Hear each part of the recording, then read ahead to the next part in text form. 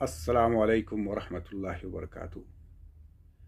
हमारे मामलात हमारे इख्तियार में नहीं होते, बस इत्मीनान रखिए कि जिसके इख्तियार में होते हैं वो बड़ा रहीम व करीम है।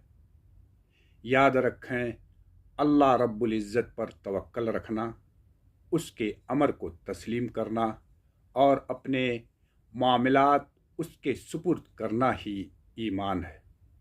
या अल्लाह पाक हमारे तमाम मामलात में हमारी रहनुमाई फरमा, तमाम ज़मीनी आसमानी आफतों मुसीबतों परेशानियों बीमारियों से महफूज फरमा, हमें अपने हिदायत याफ्ता बंदों में शामिल फरमा और हमसे राज़ी हो जा। आमीन या रब्बल आलमीन।